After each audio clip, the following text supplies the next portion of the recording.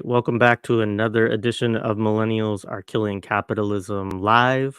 We just got off the air, now we're back on, so welcome back to everybody. And welcome to folks who are watching this, that didn't watch our prior conversation.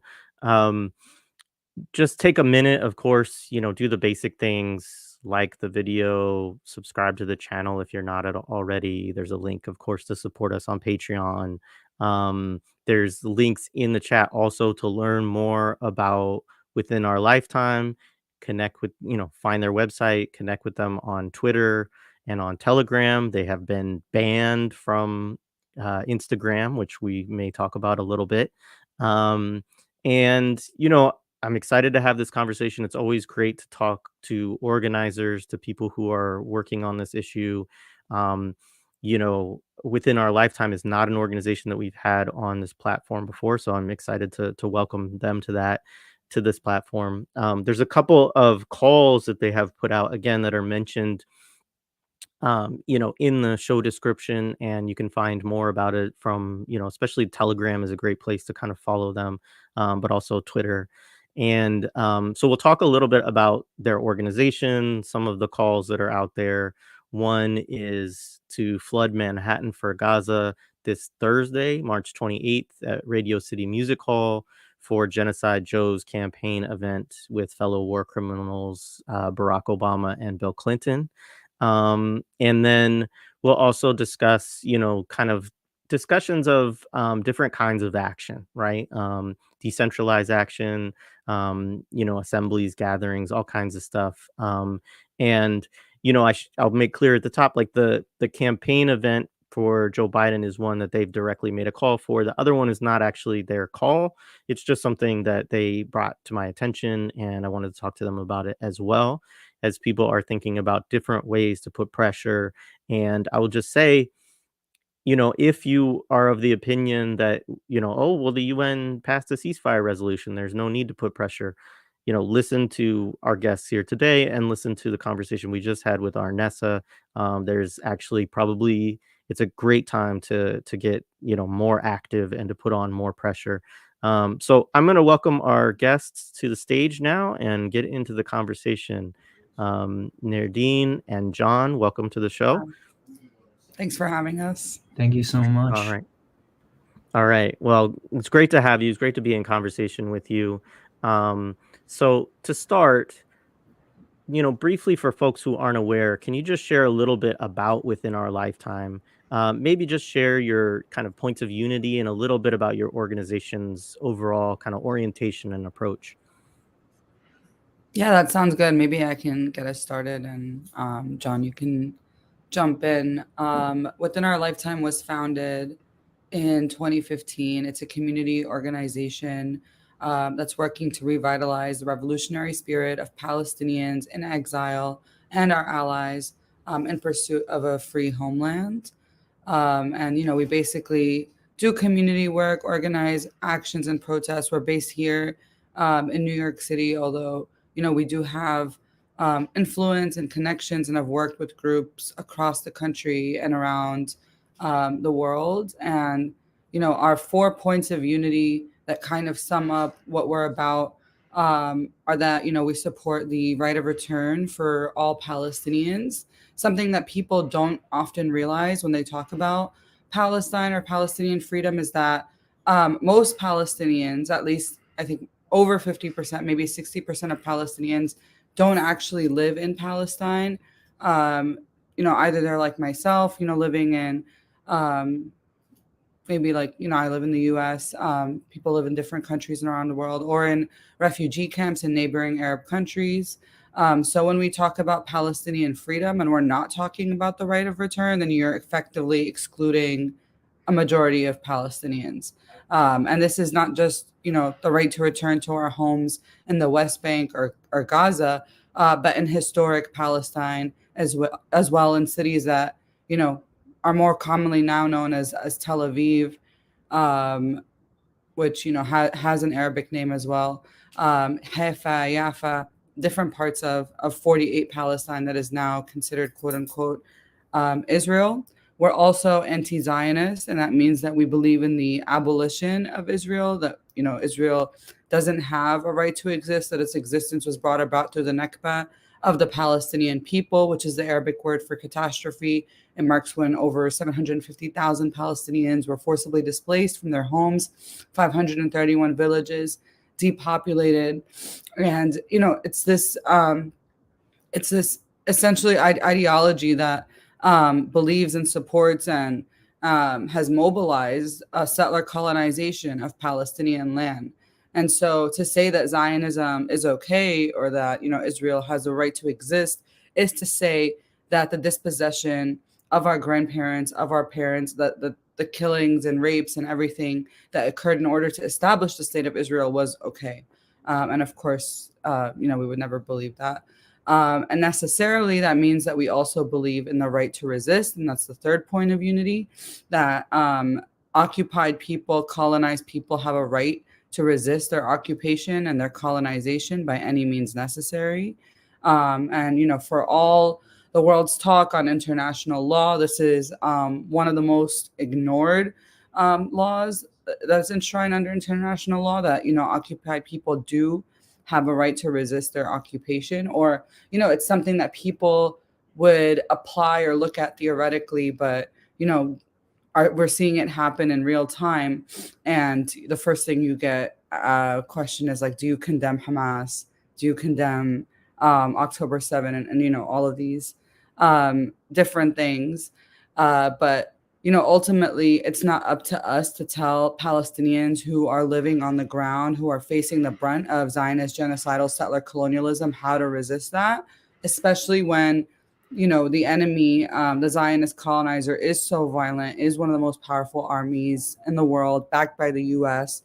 It's not up to us who are not living in those direct conditions to tell people how to resist. And that's the only way that Palestinians have ever gotten any concessions from the Zionist state. It hasn't been through these so-called peace talks where they just are meant to drag on and meant to distract people and derail the struggle, but it's actually been through resistance. And then the last one is internationalism. So understanding that our struggles are linked, understanding that our oppressors work together, that without the U.S. as its backbone, Israel would, crumble. And so any win against settler colonial states, any win for oppressed people against any settler colonial state, is a win for all oppressed people everywhere. And of course, this is super summed up. You can find our points of unity and more explanation on them on our website, wolpalestine.com, and our About Me page. And yeah, I don't know if, John, you want to add to that, or our approach, or anything else. Yeah, I think that was a really great summary of our points of unity. Thank you, Nadine. I would say, on top of that, I think that these points, these beliefs, in our opinion, aren't anything controversial. I know that sometimes people shy away, especially from something like the right to resist, and even a principle such as anti-Zionism, as the belief in the total abolition of the settler colony.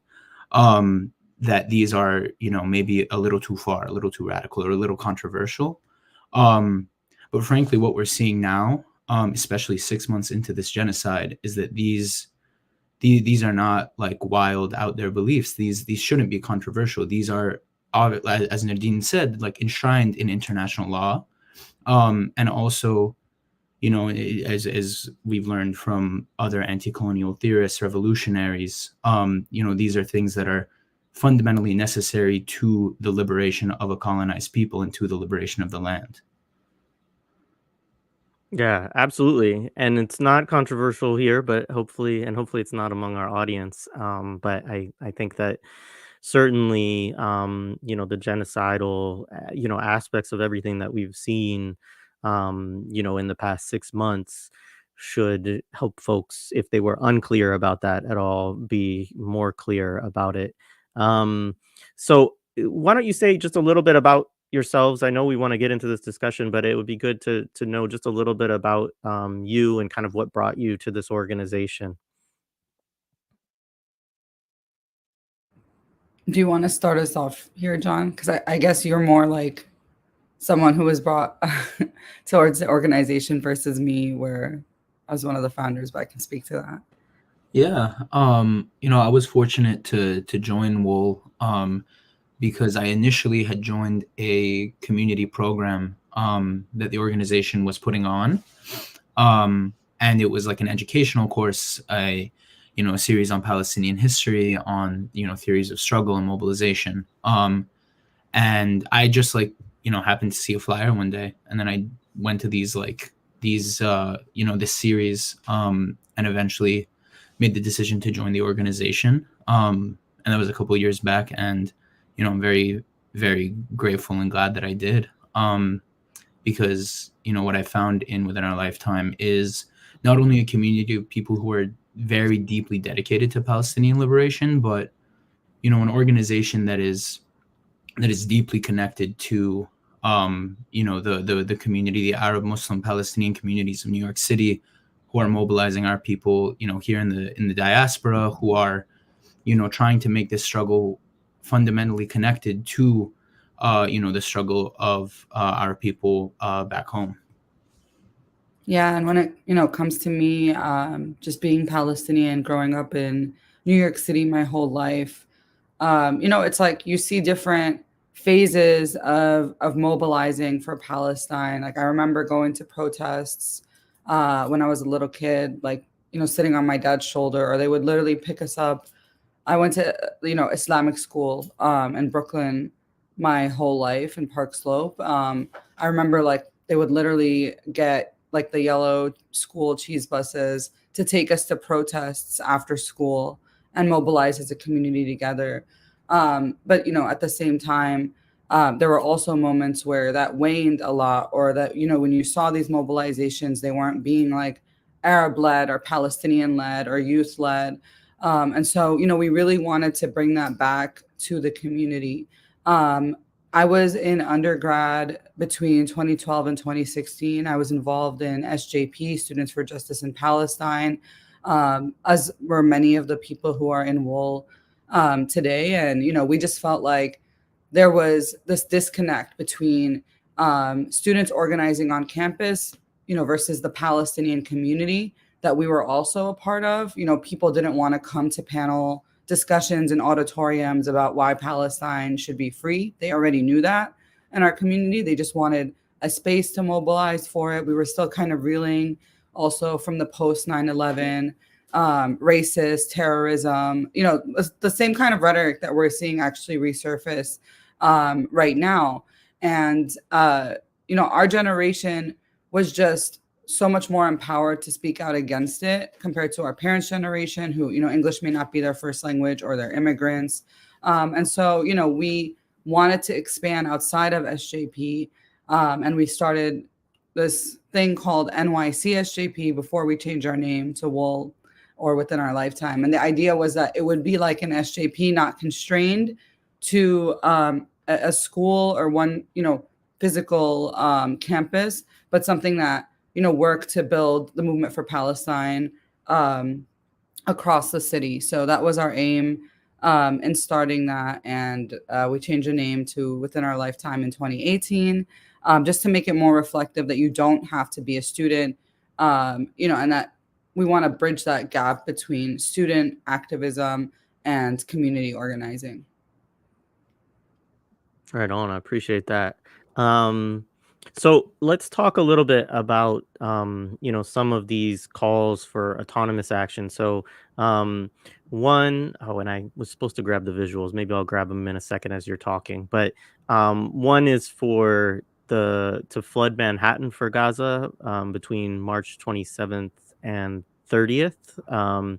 Sorry, so there's two things. There's the Flood Manhattan for Gaza call, which is the 28th, which is about Joe Biden's campaign event, which will also feature Bill Clinton and Barack Obama. And then there is the sort of window, I guess, of March 27th through March 30th, which I believe, is that Land Day? Is that the significance of March 30th? Right. So, so can you say a little bit about these calls and why you all think that, if you do, I mean, I think that sort of autonomous and decentralized action is something important in this moment. Yeah, definitely. Palestine is everywhere isn't coming from any single group or, or anything like that. But, it's New Yorkers who have been mobilizing for the last 6 months since October in defense of Gaza, that are already engaging in different forms of struggle and a diversity of tactics. And, this is just encouraging and emphasizing that going up to Land Day. We can have protests, sit-ins, deoccupations at universities, art builds, putting up wheat pasting, putting up flyers and stickers and printing those kinds of things to distribute our actions, to really just give this sense that Palestine is everywhere around us, that as much as the mainstream media wants to ignore or silence us or paint us in a bad light, as much as Instagram wants to delete multiple New York City-based organizations' accounts. Wool Palestine was deleted. My personal account was deleted as well, including my backup and with Wool's backup. So it's not about community strikes on those accounts, because they haven't been. It's not like they've gotten any pushback from Instagram for posts that are being made anyway. And even when we tried to remake those accounts, like a brand new fresh account for myself, for Wool, they were shut down within 24 hours. Another New York City-based organization, Decolonize This Place, was also shut off Instagram. And so, there's a sense that they're feeling the pressure. We know New York City is the belly of the beast. It has probably the highest number of Zionist organizations that operate here versus anywhere else in the country. We have a whole thing on, tax-exempt organizations, 501c3s, that funnel money to settlements in the West Bank, in Palestine. And so, it's super important for us to mobilize here. And we feel like they're trying to choke us out or disillusion us. The police have been more repressive than ever. They've been beating people unconscious. They've been beating people until they have concussions or until they have strokes. And we've literally observed this happening. And it just feels like they're trying to do whatever they can to clamp down on this moment and to silence Palestine. And so our response to that is to bring Palestine everywhere, every avenue that we can, every opportunity that we get from, everywhere, anywhere we are with whatever we have, as we always say.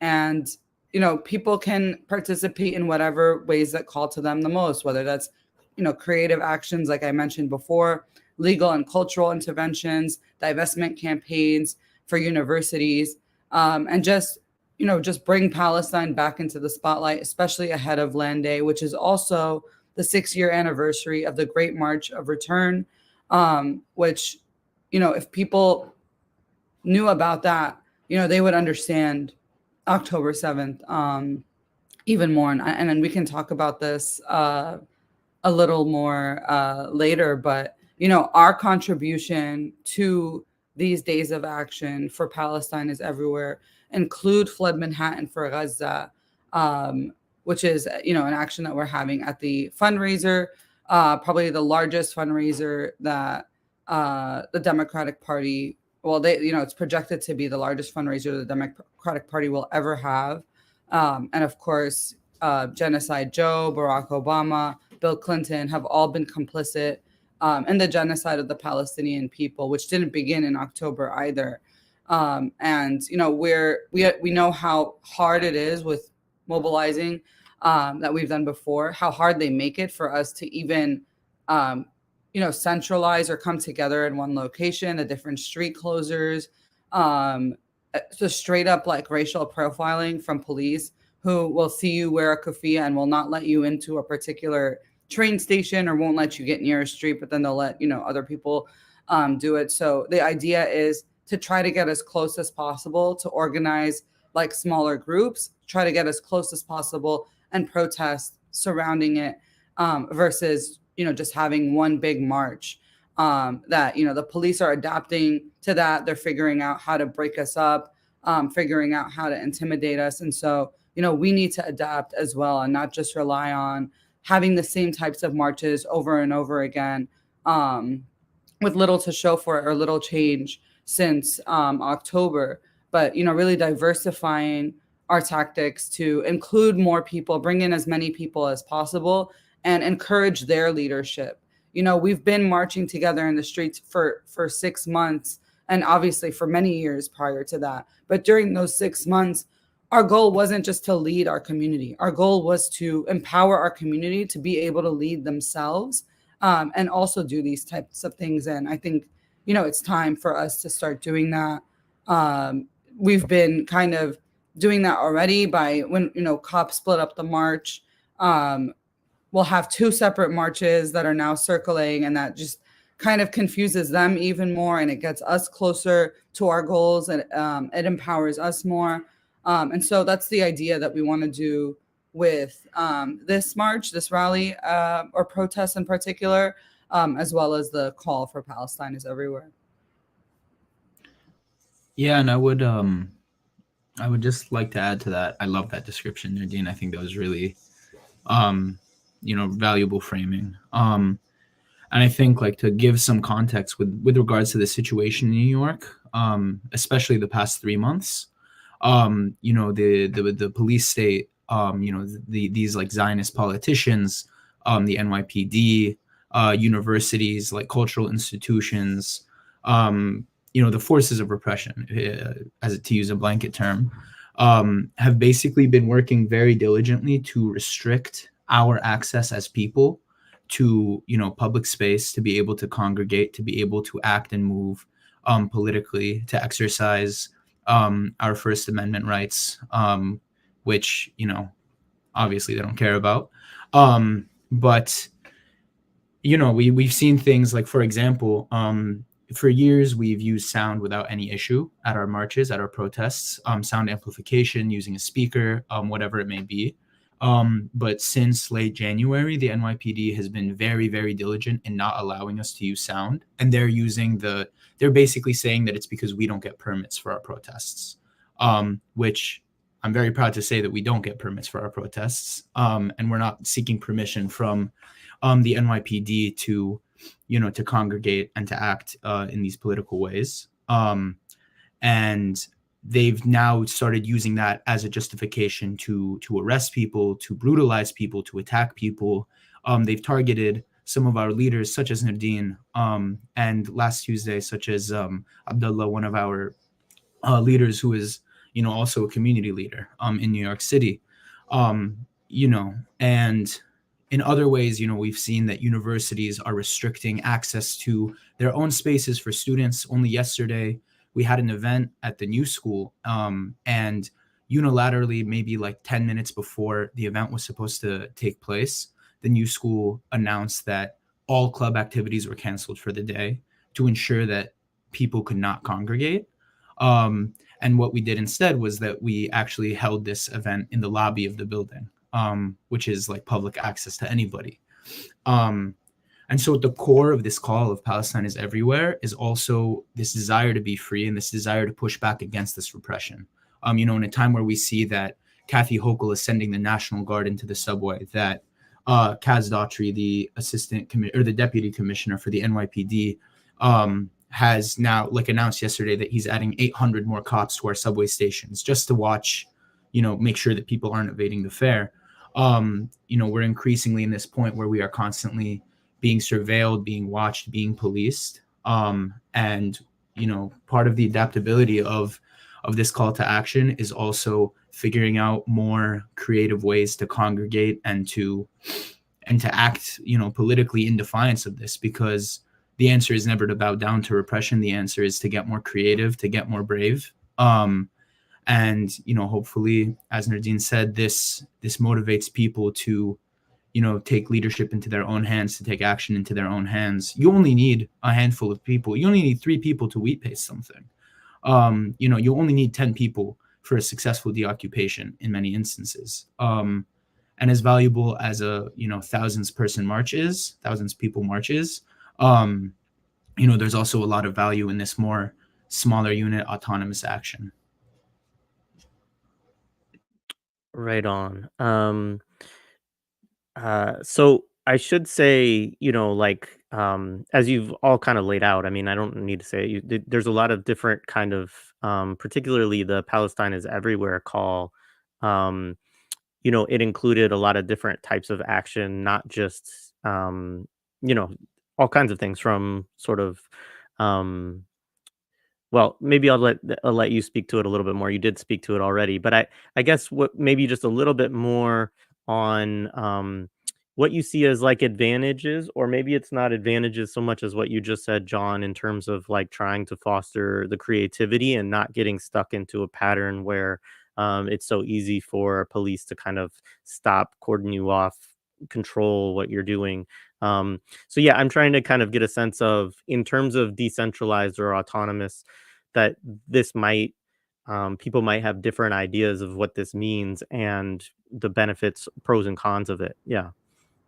Well, we all have different risk levels. We all have different access to, different resources and locations. And, some people want to take things up that really expose things like more directly. Like we've seen people splatter fake blood over the facade of the New York Times, over the Whitney Museum, and things like that. And then, there are people who have more ties to cultural institutions that want to kind of do things from within. So this just expands the terrain of possibilities and really shows people that you don't need to wait for a massive march or something like that to join the Palestine or the movement for Palestinian liberation.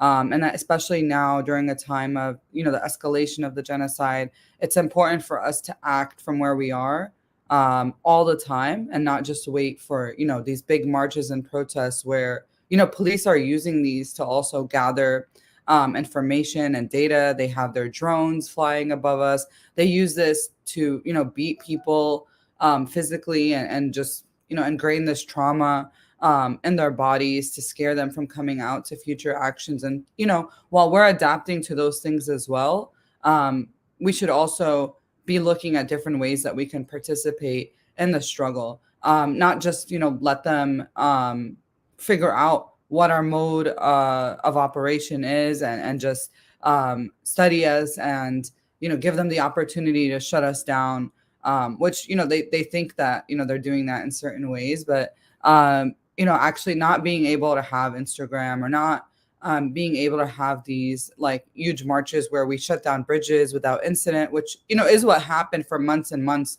before this crackdown by the NYPD intensified after the new year. We shut down the Williamsburg, Manhattan, Brooklyn bridge, different tunnels, things like that, by bringing thousands of people to march over them.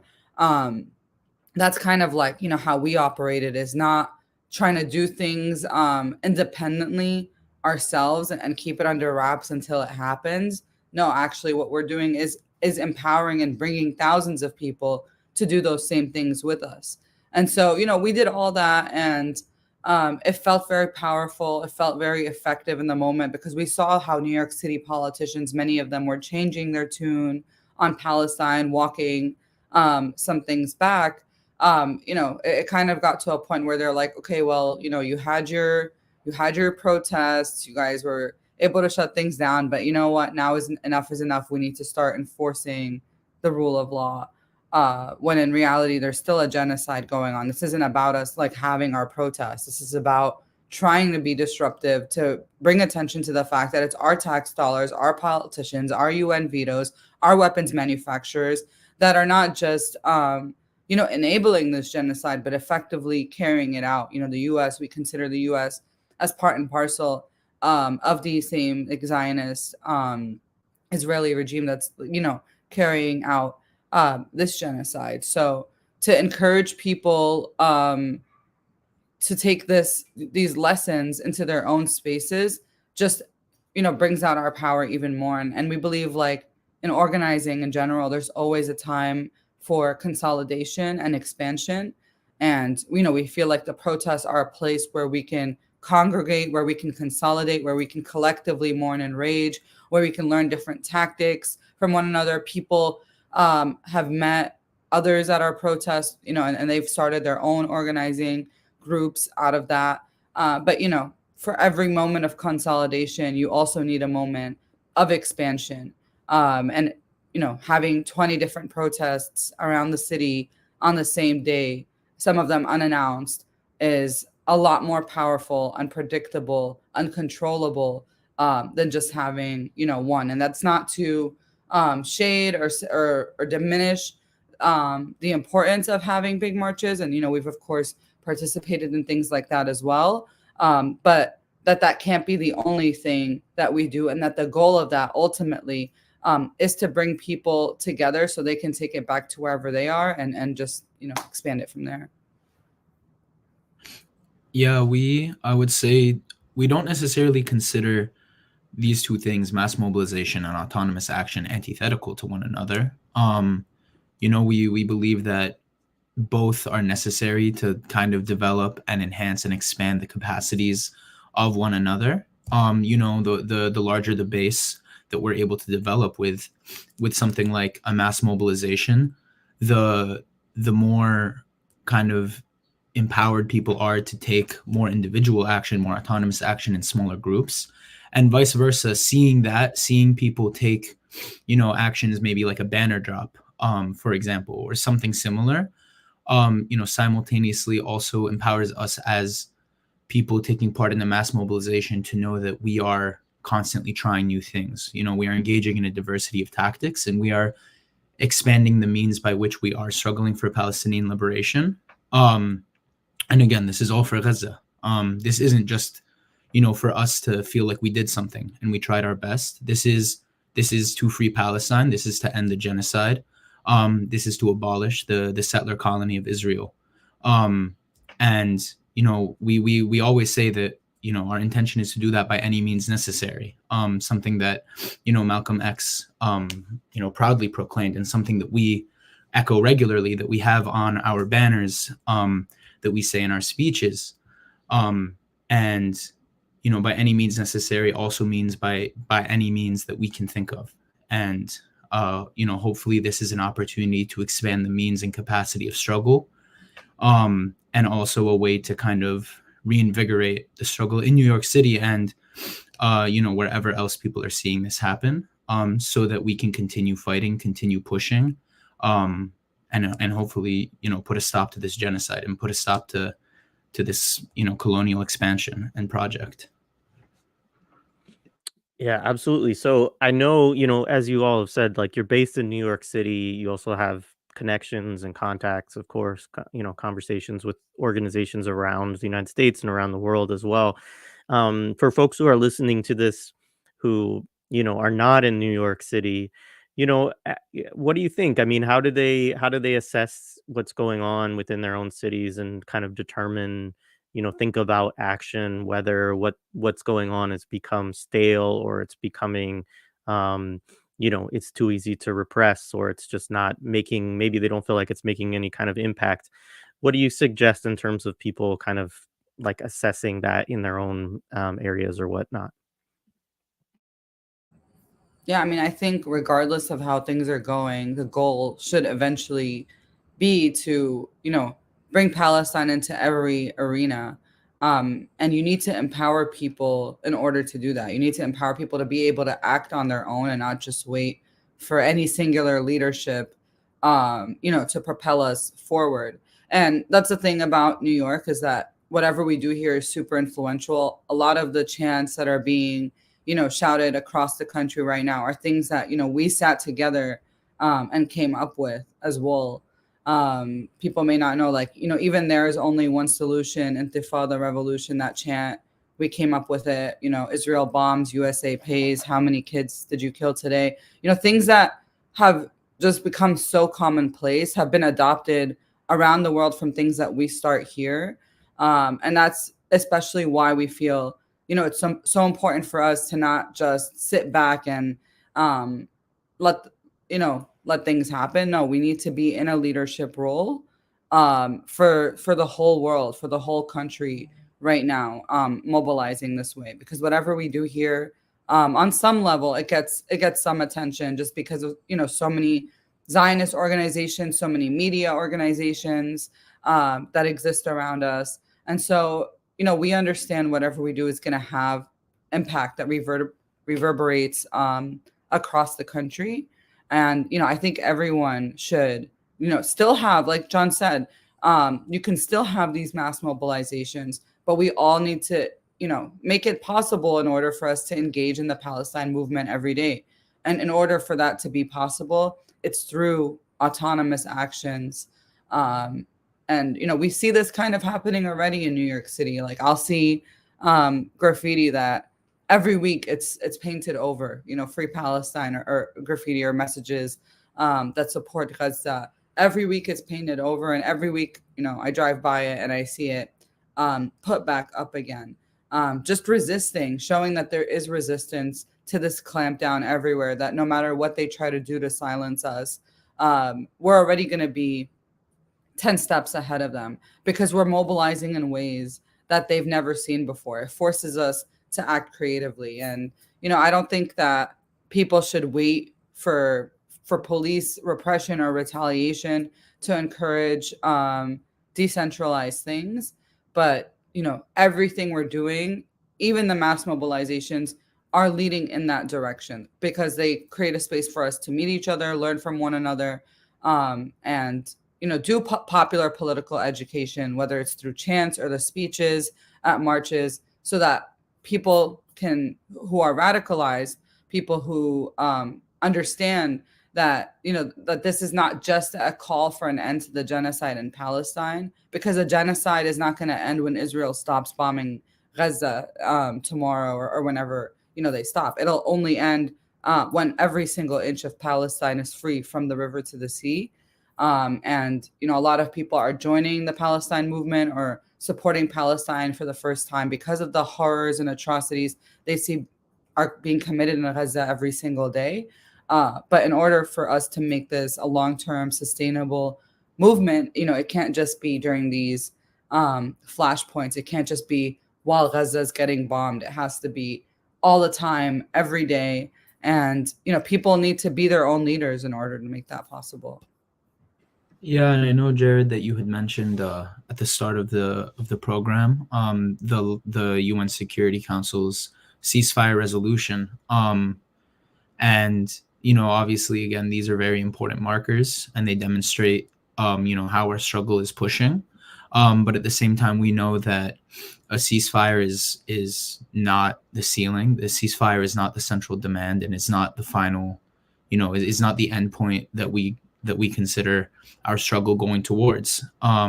Because the Zionist genocidal project, has been ongoing for 100 years. And what we're seeing the past 6 months is an escalation of the genocidal project.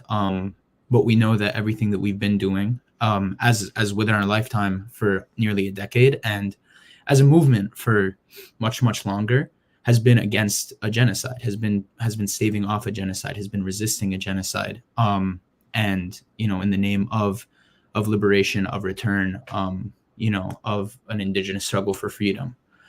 And I would also say, with regards to even our mass mobilizations, Nadine touched on this, but the direction that they've been taking, especially as the police have engaged in severe repression, have begun arresting, like at a protest maybe 2 weeks ago, they arrested almost, I think, 30 or 40 people at a rally, many of them coming out of jail with severe injuries, who we had to send to the hospital, who were limping out, who had maybe a dislocated shoulder, or a potential fracture.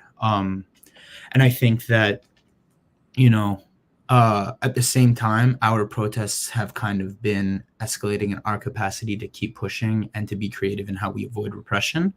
A few weeks ago, we had a protest where, Kathy Hochul in Wall Street was having some event, some meeting, and we wanted. This was the same day as the Flower Massacre, I believe, the first Flower Massacre, and instead of taking the streets and marching down there, because we had known that the NYPD was, escalating an aggression against us taking over the streets, we took the subway, and we turned that subway into a liberation train. We chanted, we took over the entire station, and then we made our way down to Wall Street before the cops could actually get there and meet us there and stop us from marching.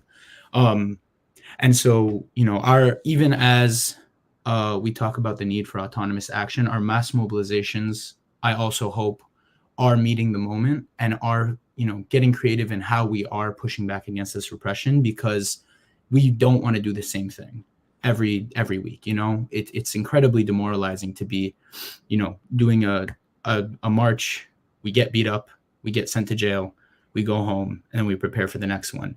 If we're not actually thinking about ways to, counteract it, or to escalate, our demands, and to put more and more pressure on politicians, on institutions, on universities, on nonprofits, on whoever, to keep pushing this call, and to eventually keep pushing for expanding the capacity of our movement.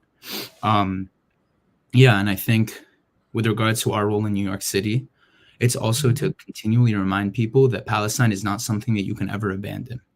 And I know that, especially, with regards to certain politicians, or even certain segments of like the so-called left, people believe that Palestine is a thing that you can ignore, or Palestine is not a thing that you don't have to call for a free Palestine. You don't have to explicitly be anti-Zionist. But what we're seeing time and time again is that Palestine is the blueprint which these forces of repression are using.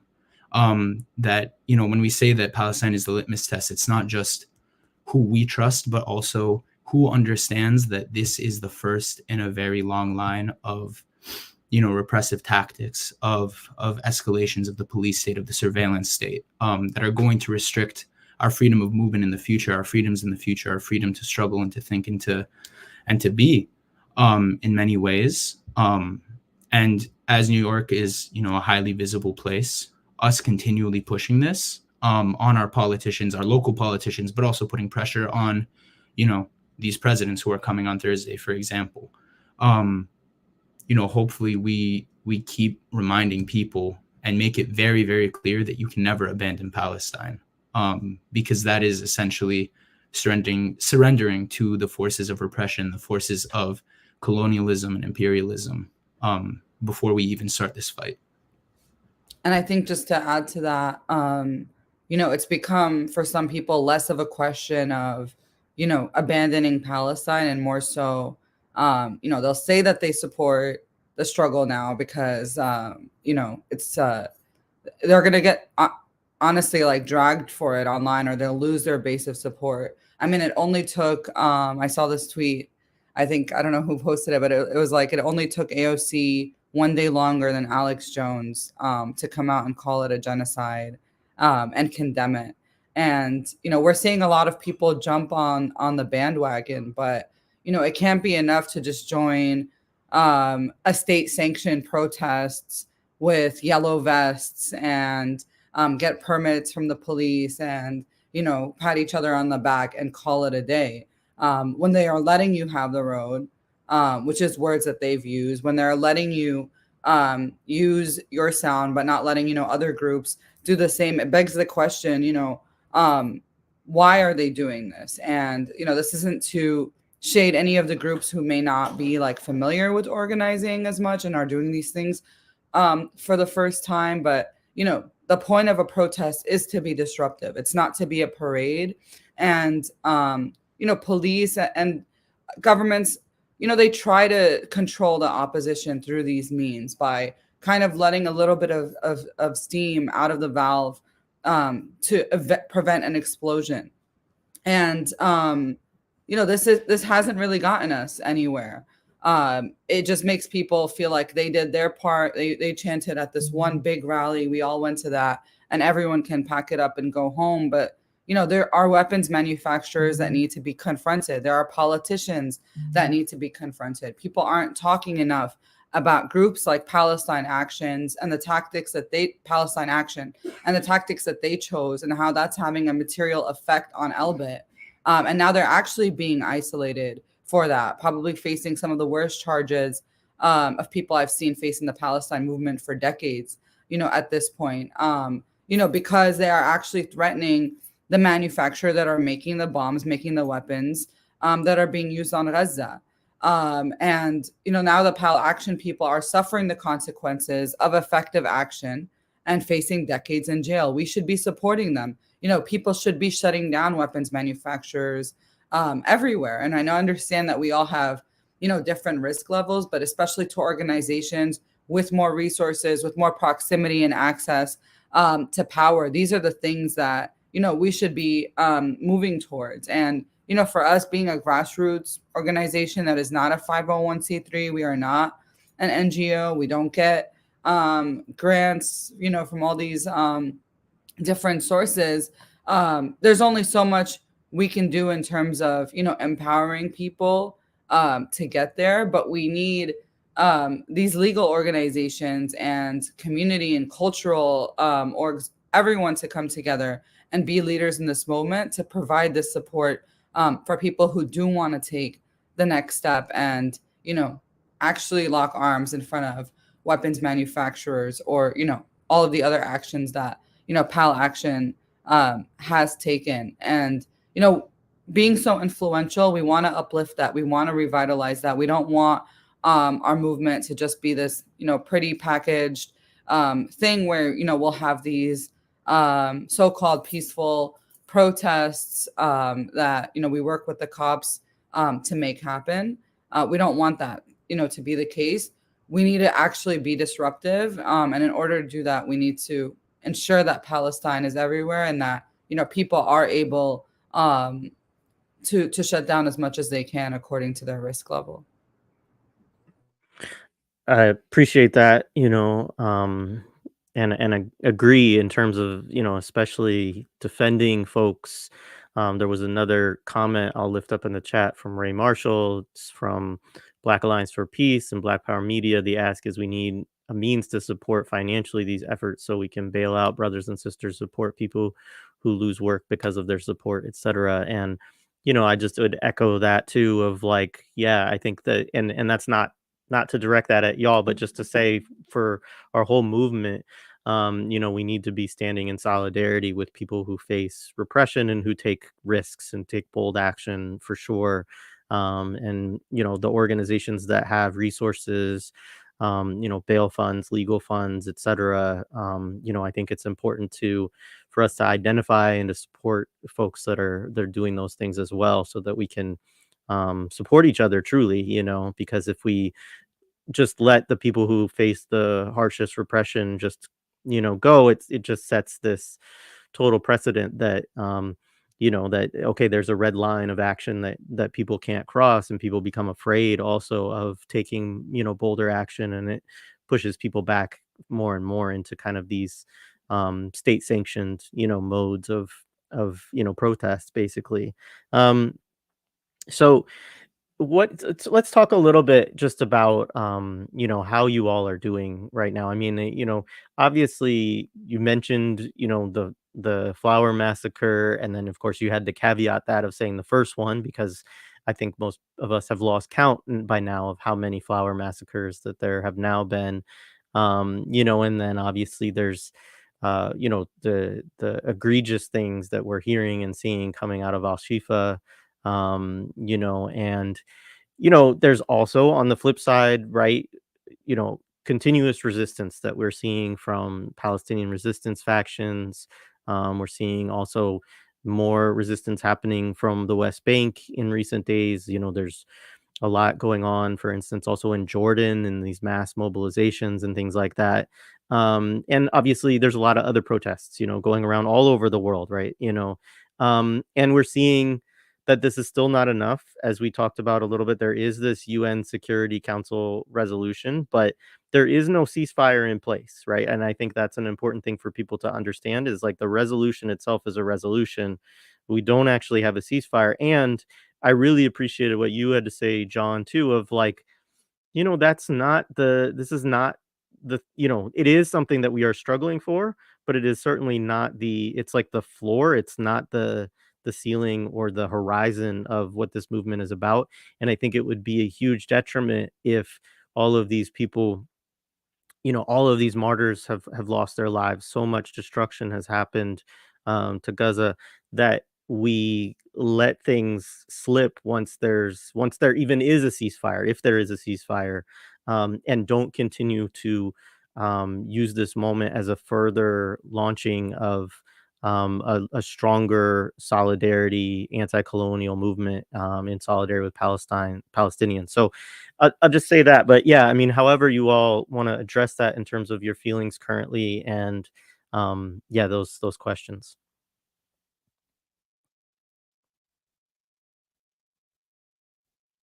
I would say that something that I've been thinking a lot about, especially seeing yesterday, what happened in Jordan, was this quote. I think somebody tweeted it out. I can't remember. But when Egyptians very early on, maybe this was back in November or October, Egyptians, staged a protest in Egypt, and they actually marched on Tahrir Square for the first time in over a decade. And somebody said, we're not freeing Palestine. Palestine is freeing us. And I think seeing what we saw in Jordan these past 2 days, I feel the same sentiment of like, finally, people are mobilizing and activating politically in these ways that were, ostensibly inconceivable for so long. And it's because of Palestine, right? It's for Palestine, but it's also expanding our capacity to protest for ourselves, to take our own agency into our own hands. And I think that's something that's really important to keep in mind and internalize, especially as we consider that this struggle is not a short-term struggle, that this is not a few months thing and then we get a ceasefire and we have a party and we go home, that this is a long-term struggle for liberation. Something we always say is like the Algerian Revolution, the Algerian War for Independence took over 100 years, but at the end of the day they still got their freedom. They still got free from French settler colonialism. And in the same way, we really do believe that Palestine will be free within our lifetime. And we also do believe that, Palestine being free means that we are getting free as well, on a global scale, not only in like this theoretical sense, but in this very tangible material sense, because what we see in Palestine gives us the courage to take more action and to be braver. And, whatever we're facing here in the US, however many times we get arrested, we get beat, we get fired, we get whatever, it's a fraction of what people are experiencing in Gaza. And, this is something that the Yemeni people said when the US and Britain bombed them for the first time as a result of their blockade of the Red Sea was, they said, we feel honored that, for the first time in however many months, the people of Palestine aren't enduring this alone. And I think that the more we see the flower massacres at Shifa Hospital, the siege on Al-Shifa, they've sieged at least 2 more hospitals since then. And it's very clear that Israel is attempting to, develop an infrastructure of genocide, that it's not just the bombs, but it's going to be mass starvation, it's going to be disease, it's going to be so much more. And the more that we see, the more we have to act, because it's only, the less we act, the more unbelievably brutal it's going to get. I think like there was a UN official who said that, the people of Palestine, the people of Gaza, are at risk of like mass starvation, that over 1 million people are at risk of mass starvation. We're already seeing people who are dying from hunger, children dying from hunger in North Gaza. And we can't just let that happen. And we can't just keep, doing the same things and hoping that it changes. And yeah, as we struggle to free Palestine, we're also freeing ourselves. Yeah, and I'll also just add that, there has been a ceasefire resolution in the UN before. If y'all remember, when the US initially vetoed the ceasefire resolution, they brought it back to the General Assembly where, every single country had to vote and a majority, and, the US couldn't veto that. And, most of the countries supported a ceasefire. But of course, that didn't lead to anything. And a ceasefire isn't justice for the 40,000 martyrs, as you said, or their families. It's not like we're against stopping the bombing in Gaza. Of course, that's what we want. But, looking at our points of unity, which, pre-exist October 7th, which we've had in place since 2015, Our demands are much more holistic than that. Palestinians in the West Bank have also been killed, over 500 Palestinians since October, and they're not in Gaza.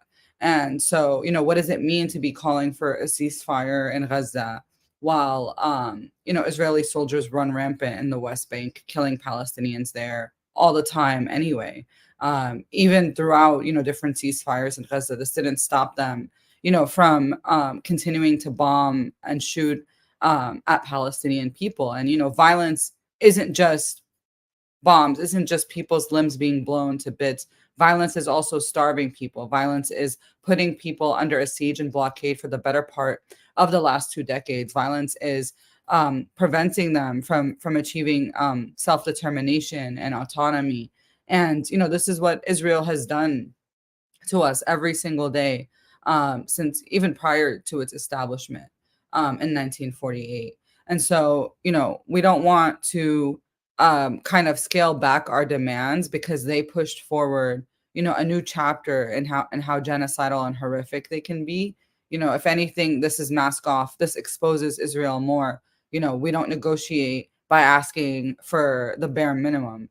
You negotiate for asking for above and beyond what we want. And I don't even think there's something that is above and beyond what Palestinians deserve, because even every single inch of Palestine from the river to the sea is not above and beyond to me. It's not controversial. People talk about decolonization, they talk about land back. All of these universities, will encourage these kind of discussions when they think it's a theoretical exercise that can't actually take place. But Palestine proves that it can. October 7th proves that it can. And it's a narrative that they want to shut down all over the world. And, just like, we released, one of the first things we did as well when we started was release this piece called The BDS Ceiling. And it was a critique of the NGOization of the Palestinian movement and the idea that, engaging in boycott, divestment, and sanctions is the most that we can do as people living in the West, when in reality, that's not the case. We can be advocating for people to stand with Palestinian prisoners and with the Palestinian resistance. There's nothing wrong with that. People talk about supporting armed resistance all in so many different places all over the world. It's not like the U.S. is this pacifist, nonviolent society where they can't accept that, people, freedom fighters, will sometimes need to use violence in order to achieve their goals. And that's because the colonizer brought violence to our land. They are the ones who are engaging with us in violence constantly. And that seems to be the only language that they understand. And so, it's important for us to think beyond the parameters of what is acceptable to politicians, because even these so-called progressive politicians, like Bernie Sanders, like Ilhan Omar, would sell out and have sold out the Palestinian cause in so many ways. So while I understand there's some level of being diplomatic about things in order to garner their support, clearly that hasn't worked. It wasn't diplomacy in Black Lives Matter and Black liberation movements that got people to support them and to, decry the killing of George Floyd by, police officers in the U.S. It was the burning down of a precinct that got people to do that. And while many people want to conveniently, ignore that, we know that nobody has ever achieved their freedom by asking for it nicely. And, ceasefire may have made sense to some people early on if they never heard about Palestine. But, at this point, I think, it could even be detrimental for us to keep centering that when, why was October 7th even waged? It was waged to free the political prisoners.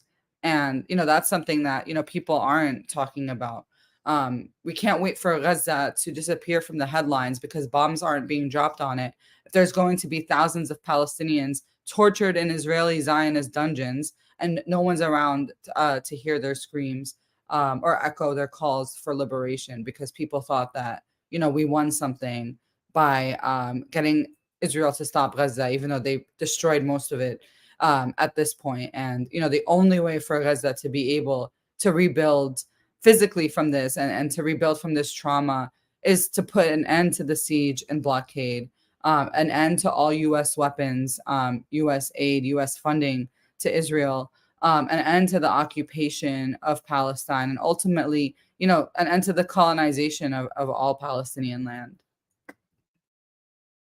Absolutely. And I would also add to that, going back on this point on allies, especially Bernie Sanders, it took until 25,000 martyrs were killed in Gaza for Bernie Sanders to even call for a ceasefire. 25,000 people had to be, bear witness to genocide for Bernie Sanders to say that's enough. And I think that, what we've seen, how many millions of dollars of hours of people's labor, how many people, struggling like endlessly to kind of develop this electoral front, and how quickly that vanished after October 7th, and how long that's remained kind of like, how many supposed allies we've lost. AOC, the supposed, spearhead of the progressive movement, didn't call what's happening a genocide until like 3 days ago, and that was only because people bullied her, which I always encourage. I always encourage bullying politicians. But yeah, I would like to. Yeah, I think that we have to remember that, as even I think it was like Fidel Castro said, like during the Cuban Revolution, that they didn't pick that path. They didn't pick the path of revolutionary struggle, of armed struggle, that it was thrust upon them by their oppressors. And in the same way, we've seen that the people of Palestine, the people of Gaza, have worked in so many different ways to get free and to alleviate this kind of colonial process. I know that, I'm sure we're going to talk about it in a bit, but the Land Day, the 30th, is also the 6th anniversary of the Great March of Return, a peaceful protest where hundreds of people in Gaza were maimed, were killed, were disabled by Israeli border like occupation soldiers who were just like shooting at them for fun, basically. And if we want to talk about this distinction between violence and nonviolence, Gaza has engaged in every means of struggle for liberation, in the ways that we can imagine and the ways that we can't imagine, as people living within the imperial core. And so to exceptionalize something like armed struggle, or to isolate it from the landscape of struggle that the people of Palestine have engaged in, I think is, great disservice to all the entire history of anti-colonial struggle, of decolonization, of freedom movements, from Haiti to Algeria to Cuba to everywhere else. Yeah, thank you both for that. I mean, I do want to talk more about the Great March of Return and the importance of Land Day both. Land Day is March 30th this year. Well, I guess every year, right? So yeah, just talk also about like what Land Day is. I know it connects to also one of your points of unity and everything. But yeah, just leave it there. So maybe I can just start a little bit about the Great March of Return in general. 6 years ago, on March 30th, 2018, which marks Land Day, tens of thousands of Palestinians in Gaza marched to the occupation border to demand return to their homes and lands. And in response, as John said, the IDF set up snipers along the barricade who murdered Palestinian medics, journalists, men, women, children, in between raining tear gas, drones, toxic chemicals on the people in fields. And this includes an 18-year-old Razana Najad who was wearing a white coat, a medic coat, press who were wearing, press vests like Yasser Murtaja. And, despite this brutal Israeli violence, every single Friday for 2 years, until COVID, I believe, Palestinians continue to demonstrate for the right to return home through rallies, song, dance, art, and communal action every single Friday. And, I remember this distinctly because we were also holding or trying to hold protests every single Friday, corresponding to the Great Return March here in New York. And, every week the protests would get smaller and smaller. the Great March of Return barely scratched the surface in making any headlines. And, it was largely ignored by people. And, people always say, like, where's the Palestinian Gandhi? Or like, what if you were, what if you all like laid down your weapons and just, like marched to the border? I'm like, that literally happened. And thousands of people were injured, hundreds of people were killed, and people barely talked about it. So we have to honor and echo the call to commemorate the anniversary of Land Day and the Great Return March by honoring those who are martyred while trying to return, and recommitting ourselves to prioritizing the implementation of the basic right of Palestinians to return safely and immediately to their original homes and lands. And this is considered by Zionists and their allies to be controversial because of the, so-called demographic threat that they talk about all the time. What does it mean to be able to let in most Palestinians back to original homes and towns and villages and what's now known as so-called Israel if it's going to upset the Jewish, majority? They're not going to be the majority anymore. And what does it mean to have a Jewish and democratic state that's not democratic? And so, the right of return, which, the Great March of Return, which Gaza really wanted to embody for Land Day, just upsets this narrative that, it's a land for a people without land. No, the people that were on that land are still fighting to return to that land. They're still languishing in neighboring refugee camps. And, Palestinians in Gaza are also mostly refugees. That's something that people don't realize, that most people in Gaza are refugees from other parts of Palestine. And so, all the horrors that, we see happening in Gaza, aside from the genocide, even before the genocide, just like the unemployment, the lack of access to electricity and clean water, the fact that 100% of the children there suffer from PTSD, all of that can begin to be solved in a 20, 30-minute solution. And why do I say 20, 30 minutes? Because that's how long it would take for them to drive from Gaza to their original homes and towns and villages in what is now known as Israel. But that's how close they are. And they're denied that access. They're denied that right to do so. And, if there wasn't this border, if there wasn't this siege and blockade, if Palestinians could actually live on the land that they came from, on the land that their grandparents farmed on and built a life on, some of their original homes are still there, settlers are still living in them, then, you wouldn't have this like manufactured problem that Israel creates for us. So, Palestinians in Gaza facing the isolation by the unabating Israeli siege that blocks access to the production of medical equipment and that has bombed Palestinian hospitals, water plants, and much of Gaza's infrastructure. Rebuilding Gaza is one thing, and we should absolutely, be able to do so. But, we also don't accept that you can just lock up Palestinians in a concentration camp and an open air prison for over 2 decades and pretend like they don't exist and pretend like, their struggle isn't just about not getting bombed. Their struggle is about being able to go back to their home. And to connect this to Land Day, the origin of Land Day was that in 1976, it was a general strike and mass protests were staged like all across historic Palestine in protests about or in protest of the Zionist settler colony seizing more and more Palestinian land from especially farmers. And so in response, they staged a general strike, mass protests. Many people were killed on that day in 1976. But every day since, it's been commemorated as Land Day, Yom al-Ard, which has been, it very much tangibly connects to this history of Palestine as one of a struggle for the land, right? When we talk about anti-colonialism, it's not just about equal rights.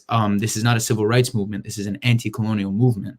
And fundamental to that is the return of Palestinians to their ancestral homeland, the return of the land under Palestinian stewardship, under indigenous stewardship, which is not obviously unique to Palestine. We see the same belief and language being convened here in the so-called United States, and in Canada, with the Maori people, with all sorts of indigenous and First Nations peoples. And yeah, this is also why the people of Gaza picked Land Day to stage the Grand March of Return, because it was fundamentally about returning to their land. Yeah, much appreciated. I don't know how you both are on time. I have about 30 minutes left I could go, but if you have to leave sooner than that, then I can ask one more question and we can wrap up. But I was thinking if you do have a little more time, I could see if the audience has some questions as well. Yeah, I don't know how John's doing, but I think I'm okay. Yeah, Okay. Sam, I got time. Okay, great. So first of all, was there anything else that you all wanted to kind of get to or get across today that, my questions and whatnot didn't give space for, that you want to just say at this point? And then I guess I would say to folks listening in, if you have questions, feel free to drop them in the chat and we'll try to get to what we can. I mean, I think these are the most important things that are facing us today. And I think, we peppered a lot of different things throughout, but, I will say that, the prisoner struggle is super important. It's important for us to be tuned into that. Um, so much of what's happening, people don't even know about or have access to that information. Um, Remember that every accusation against Palestinians is a confession of what, the Israeli military and the government and people and settlers have been doing to us. Like I will say that prior to October 7th, you've never heard of accusations against Palestinians of sexual assault or torture or rape, saying that that we've committed or that Palestinians have committed these acts against Israelis. There's never been any history of accusations of anything like that. But there is a long history of Palestinian women, Palestinian children talking about, experiencing sexual torture and rape and assault and harassment, while in detention, while at the barrel of the gun. And these are also things that are happening today, and people are not, talking about that. And I think, there's this sense that you don't want to be called like a rape apologist or a rape denier in the sense of how we view things in the US, and especially like after the Me Too movement, but understand that these lies are being manufactured for us in order to manufacture consent for genocide. And a lot of, and what I mean by us, I mean like an English speaking Western audience, all of these things that are being like put about the resistance in the media, all of the the ways that they want to portray the resistance. Look into that, because it's also not true. Like if you actually um read Hamas's charter or any other resistance groups, none of them are calling for the extermination of the Jewish people. They actually have clarified time and time and time again that our issue is not with the Jewish people, that our issue is with settler colonialism, that Palestinian, Muslim, Christians, and Jews did live together peacefully before the creation of the Zionist state. And it was, the colonization hiding behind Judaism, and using Judaism as a human shield, since they love to use that term so much, that, caused all of these problems, and has even contributed to anti-Semitism in many parts of the world. And that's exactly what Israel wants. It is vested in anti-Semitism proliferating and it continuing to exist because it justifies its existence as a state. They always say that the only place Jewish people can be safe in around the world is in Israel. Even the US is saying that. And what does that say, about the US itself, to be saying that? So we understand, from our Jewish allies, from people all around the world, that safety can only be achieved through solidarity, that, killing and kicking people out of their land and creating one enclave in the world where Jews can be so-called safe is actually not, safe at all. We should be working to fight anti-Semitism everywhere so that Jewish people, are safe everywhere. But, for the US to act like it's the bastion of morality when, they are the ones who returned boats full of Jewish people back to essentially be killed during the Holocaust. It was Palestinians who took in Jewish people. And so, all of the lies that they're using to demonize our people and our resistance are based on racist tropes. Even designating certain Palestinian organizations as terrorists. Prior to Oslo, even the PLO, even Mahmoud Abbas, not Mahmoud Abbas, but it's, I don't know at the level of his involvement, but his party, they were also part of the armed resistance until they sold out and signed the Oslo agreement. So every sector, every like political faction in Palestinian society has been part of the armed resistance, right? But only some are labeled terrorists and others aren't. And the extent of which they're doing that isn't through looking at armed resistance and who's doing that and who's not, but rather who's willing to fall in line with Israel, with the U.S., who's willing to be a puppet and who's not. And so the groups that rejected the Oslo agreement, the groups that were born out of rejection to this so-called peace process that never led to peace, only led to more land theft, they were called terrorists. And while they're called terrorists by Israel and the U.S., remember that the United Nations and that many other countries around the world actually don't consider them terrorist organizations to begin with. So people also need to be, pushing back on that. Don't defend Gaza by saying, well, oh, if they just wanted to kill Hamas militants, then they could. They don't have to kill all these civilians. No, actually, they don't have the right to bomb or kill or touch any single person in Gaza, because all of Gaza is resistance. All of Gaza has the right to resist, and the children and families and women that they're killing are the families and friends and loved ones of the same resistance fighters who are probably younger than the three of us in this conversation right now. And I'm pretty young myself. I mean, this thing is called Millennials Are Killing Capitalism. I think most of the resistance in Gaza are millennials or Gen Z, actually. And that's something that, people fail to realize when they demonize them so much. And I think that's something that people should be more brave in coming out and saying. 100%. And it's also, about this kind of developing a controlled opposition, right? The state of Israel props up the Palestinian Authority as this, so-called opposition, this legitimate Palestinian entity that they can negotiate with. But at the same time, we know that the PA, that Mahmoud Abbas, these are just neo-colonial compradors, that they are doing the job of the occupation. That it was PA soldiers that killed Basil al-Araj in 2017, who, a very well-known Palestinian intellectual figure, who helped revitalize the spirit of the resistance in Palestine. And at the same time, I know Nadine mentioned, talking about the so-called Palestinian Gandhi or Nelson Mandela. And at the same time, in currently, there is Marwan Barghouti, currently in Zionist prisons, who is a member of Fatah, which is the ruling party of the PA, and he was the opposition to Mahmoud Abbas, the opposition to the normalization process, and is actually on the top of the resistance's list of prisoners to be freed as part of their demands after October 7th. And it recently came out that the PA is expressly opposed to him being released in any sort of negotiation or prisoner exchange. And so we have to remember that when we exceptionalize the resistance or certain groups or factions, we are feeding into the narrative of the Zionist occupation, of these imperialists who want to, delegitimize armed struggle, delegitimize the actual struggle for liberation by propping up what is essentially just an extension of the occupation.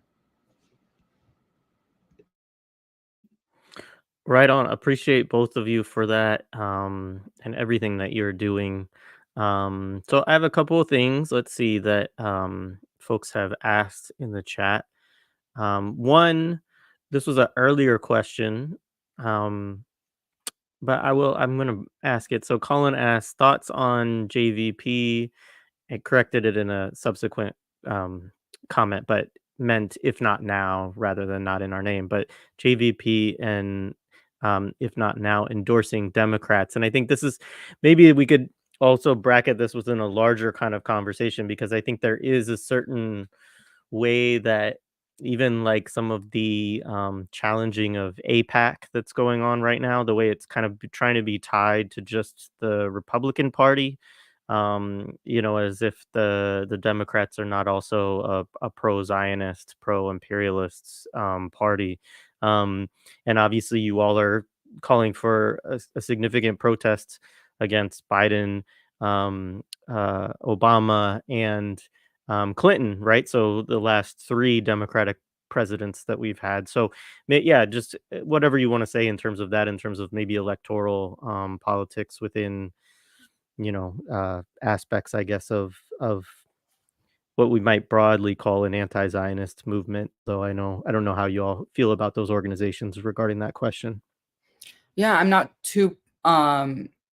sure if John knows more, but I'm not like too familiar with what they've particularly called for. But I will say that, we don't support electoral politics. We've never endorsed any candidates. We've had, even for local politics, we've had candidates like, ask to speak at our rallies or try to distribute their materials. And this is something that, we've always pushed back against because, we don't want to integrate into empire. We don't want to assimilate into empire. And it's not just, for Palestine, but all of the havoc that the US empire, proliferates all over the world. And so, what does it mean to reject empire, to reject the state and its monopoly on violence, and then participate in these same things. So we definitely think that if anything, these liberals, and I think I'm not sure the exact Malcolm X quote, but it's like the liberals or the smiling wolf, like they'll present like a smiling face to you, and it complicates your task even more because they come off to you as a friend when in fact they're also the enemy. And I always remember how different things were like under Trump. When Trump did something that was anti-Palestinian, like moving the US embassy to Jerusalem, it's like there was this instinctual thing where people knew that was bad because Trump did it. Whereas like once Biden was elected, people were celebrating, having parties as if, he wasn't the one of the main proponents of the crime bill that, criminalized black people, that put them in jail, as if he wasn't this big racist. Just coming out of the black liberation struggle was getting an upsurge around that time. It just felt so hypocritical, to me.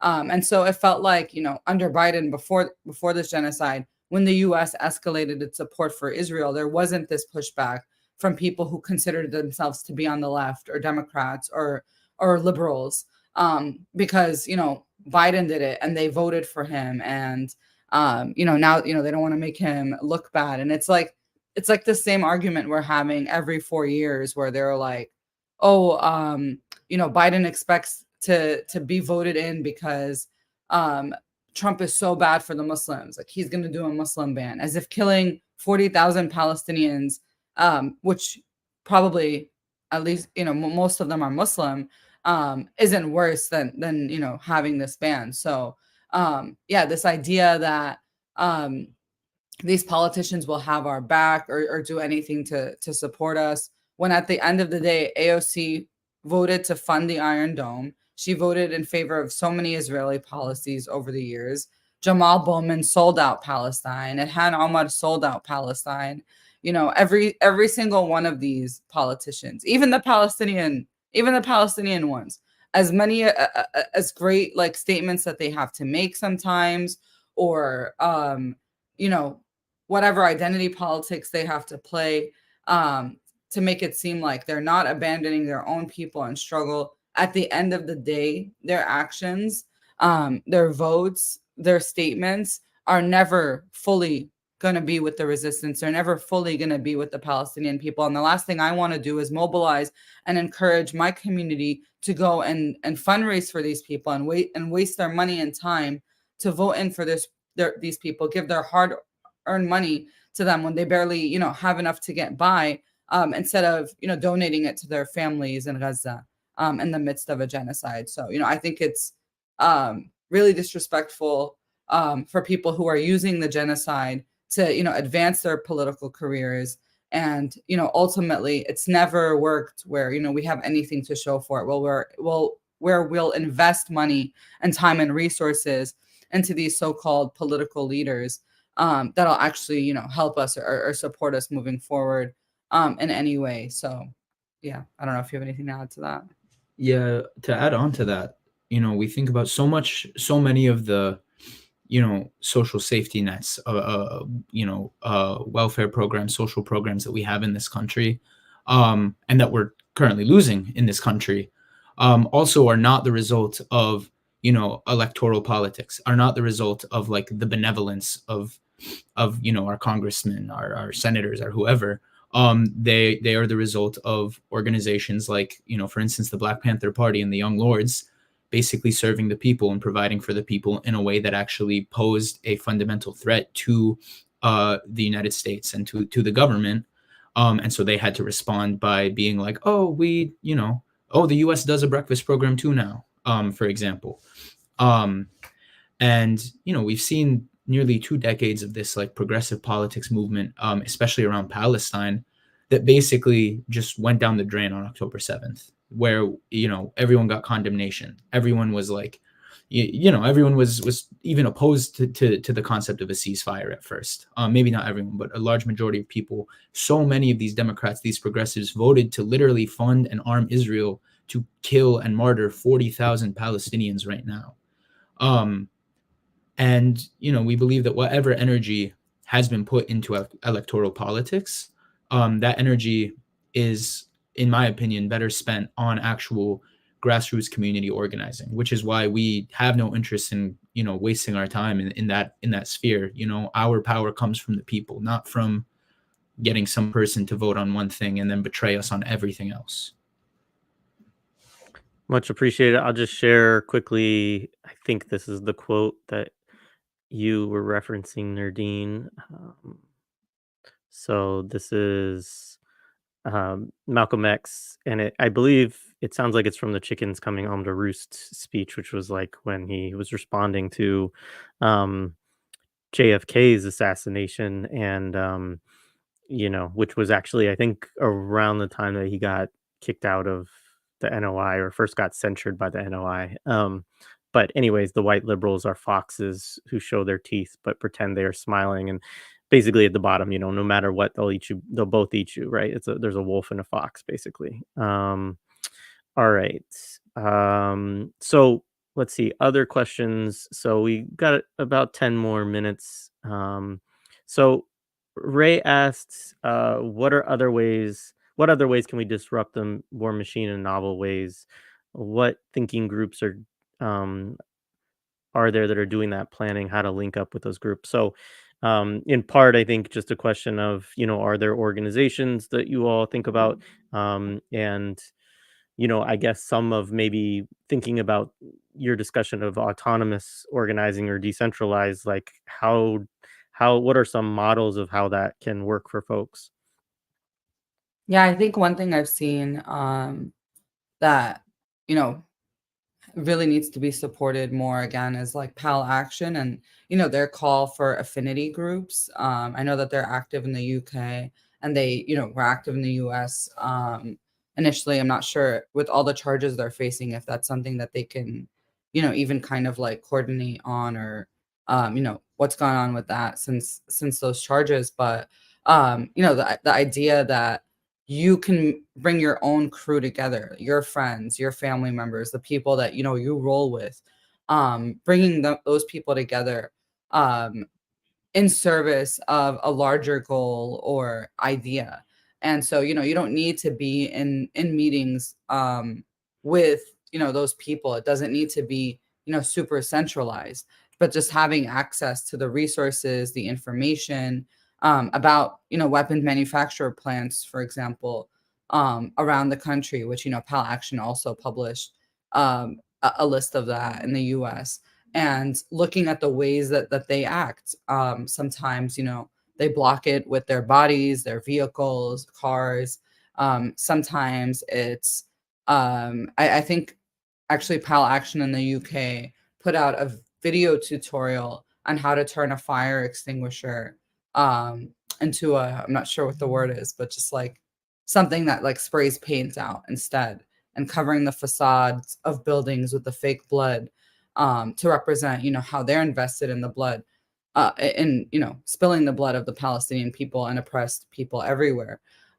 Museums are often places where, um, these war criminals, warmongers, weapon technology manufacturers, and their CEOs launder their money and their reputation. And, people know this a lot of times, like, they won't realize it when it comes to weapons manufacturers, but they'll realize it when it comes to things like the Sackler family and, how they were so invested and involved in the opioid epidemic in the US. And then you'll see their names on the buildings of, like, I'm not sure if any school technically has this, but you'll see their names in museums, schools, things like that on different buildings to kind of launder their reputation. And it's like, follow them where they are, follow them to the art world. That's why, we've protested so many museums here in New York, like the Brooklyn Museum, the Museum of Modern Art, the Whitney, the Met, the American Museum of Natural History. A lot of their corporate patrons are banks, like the Bank of New York Mellon, that has the largest amount of shares in Elbit, which provides like the vast majority of weapons that Israel uses. And so, there are soft targets like museum. There are harder targets like weapons manufacturers. There are universities where, students can occupy those places. So, you don't need to be linked to a singular particular group, but, whatever the people that are in your life, the people that are interested in fighting against this genocide, wherever they are stationed, there's just so many possibilities everywhere. And, there's so many examples online of actions that happen at these types of places in the past. And, we should not just replicate those, but learn from it, grow from it, and continue to find, these war criminals, these genocide supporters, wherever they are and act.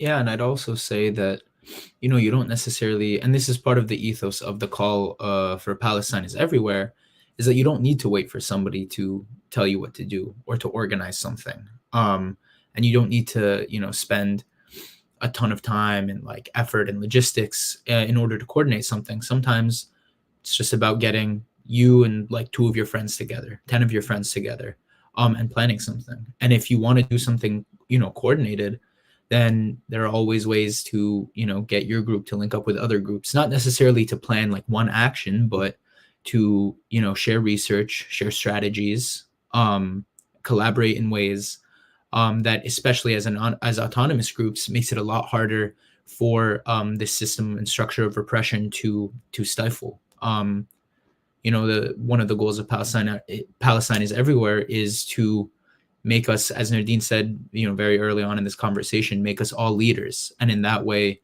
also make this movement so much harder to repress and to shut down and to stop.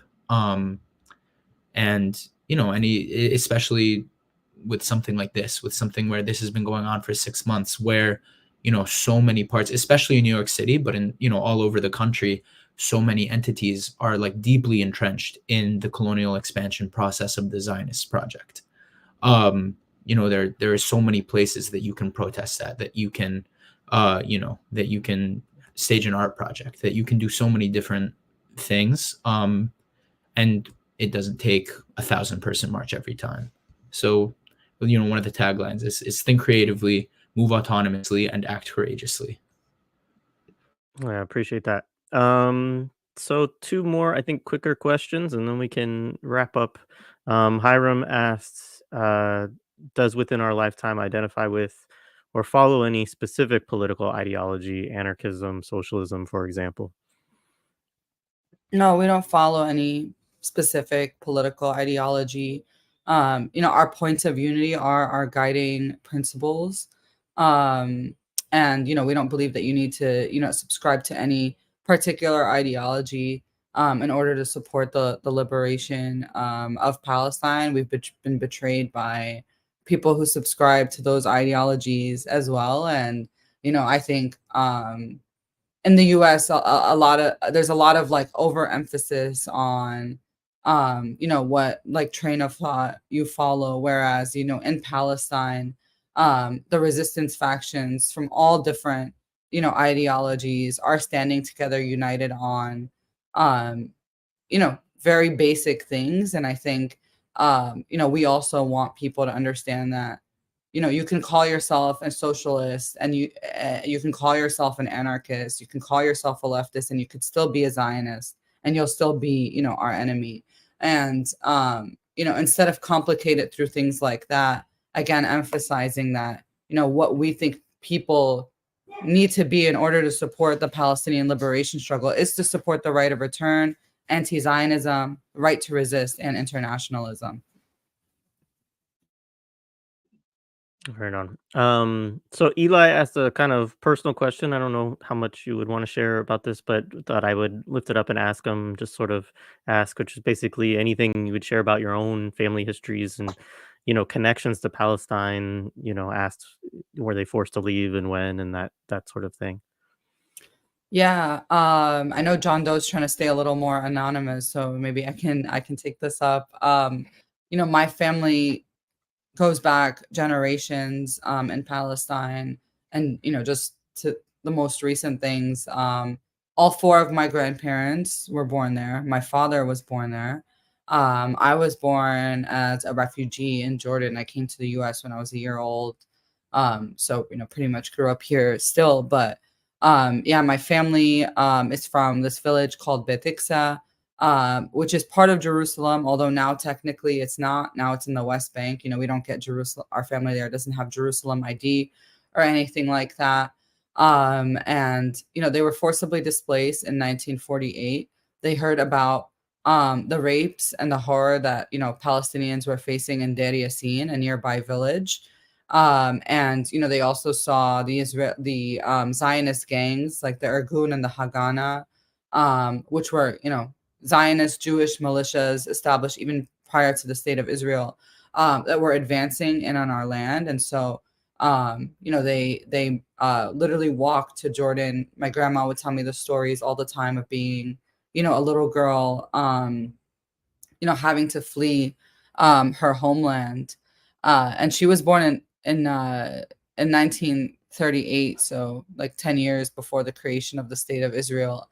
And during that time, when she was like about 9 or 10 years old, she had to literally walk to Jordan with her family. Their land was taken in 1948. Some of it was returned back in like land deals and exchanges, and I meant like our entire village, not our like particular land and as a family in particular.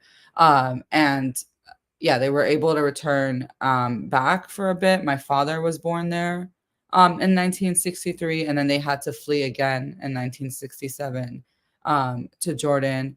Most of my mom's family lives in Jordan now. A lot of my dad's family lives in Palestine. Although my mom's family lives an hour ride away, like car ride away from Palestine, most of them have never been able to visit, to return at all.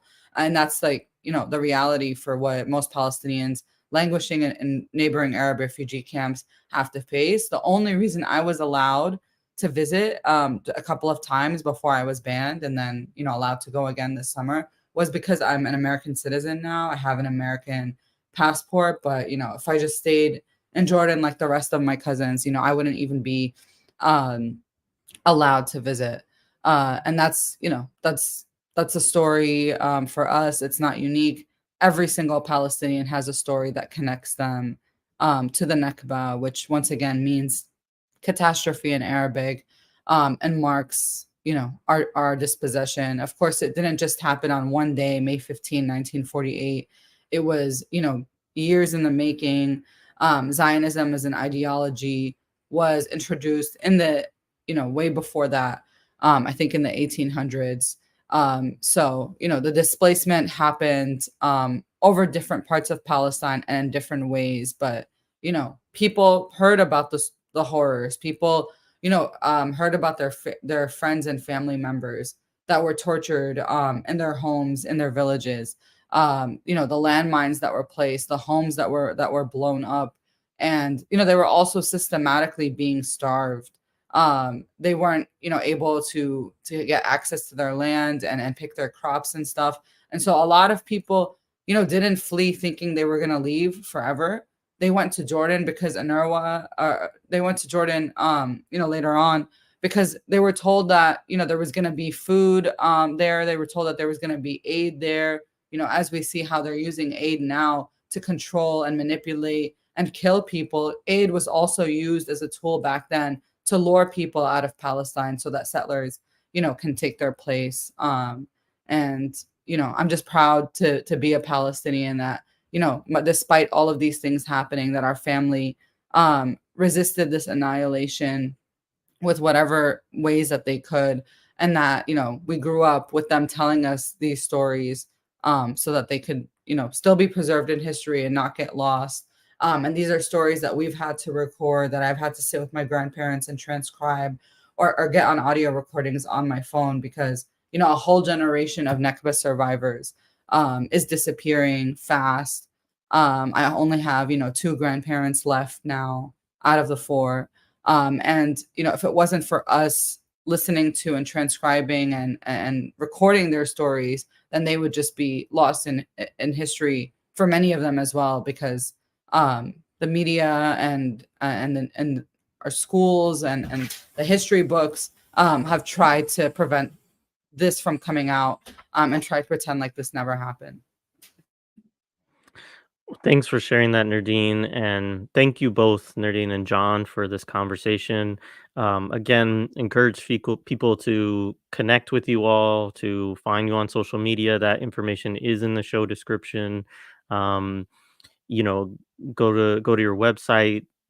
Find ways to connect with these folks, get involved. And we'll continue to, watch, of course, your work, and please reach out anytime if there's something that you really would like to come on and talk to our audience about. Much appreciated for this discussion today. Thank you so Really much for appreciate having you. us. All right, thanks. All right, great. I think